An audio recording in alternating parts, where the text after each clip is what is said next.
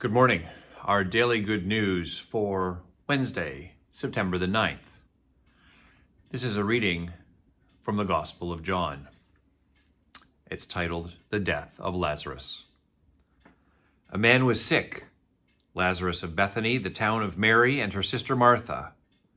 This was the same Mary who massaged the Lord's feet with aromatic oils and then wiped them with her hair. It was her brother Lazarus who was sick. So the sisters sent word to Jesus, "Master, the one you love so very much is sick." When Jesus got the message, he said, "This sickness is not fatal. It will become an occasion to show God's glory by glorifying God's Son." Jesus loved Martha and her sister and Lazarus. But oddly, when he heard that Lazarus was sick, he stayed on where he was for 2 more days.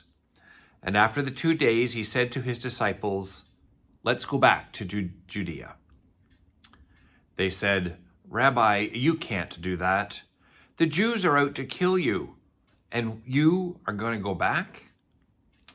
Jesus replied, "Are there not 12 hours of daylight? Anyone who walks in daylight doesn't stumble because there's plenty of light from the sun. Walking at night, he might very well stumble because he can't see where he's going." He said these things and then announced, "Our friend Lazarus has fallen asleep, and I'm going to wake him up." The disciples said, "Master, if he's gone to sleep, he'll get a good rest and wake up feeling fine." Jesus was talking about death, while his disciples thought he was talking about taking a nap. Then Jesus became explicit. "Lazarus has died. I am glad for your sakes that I wasn't there. You're about to be given new grounds for believing. Now let's go to him." That's when Thomas, the one called the twin, said to his companions, "Come along, we might as well die with him." This is the gospel of Christ.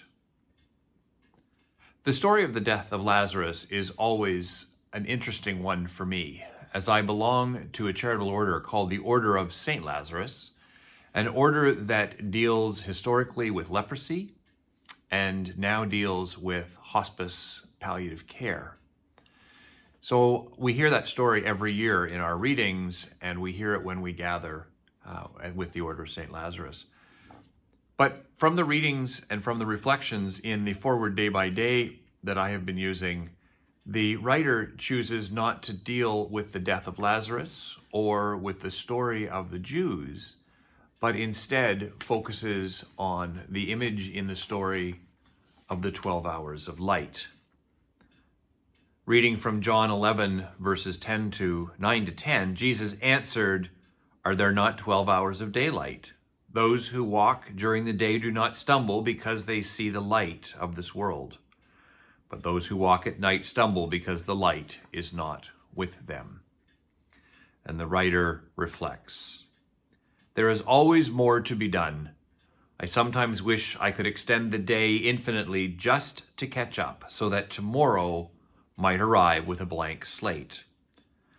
The blue light of our screens and the caffeine in our coffees incrementally extend day into night, often at the cost of our physical and mental health, and we risk stumbling in the dark. Jesus assures us that God has allotted the appropriate time to each activity, 12 hours to the day. We too have enough time, if we use it as God calls us and without fear. In what parts of our lives are we holding on to a fear that keeps us from living in the light? Perhaps we have a fear of missing out, of not being perfect enough, or of working on the wrong thing. Let us trust today that God has given us good work and daylight to do it. For Wednesday, September the 9th, have a great day. Be kind to one another, love one another, and be safe.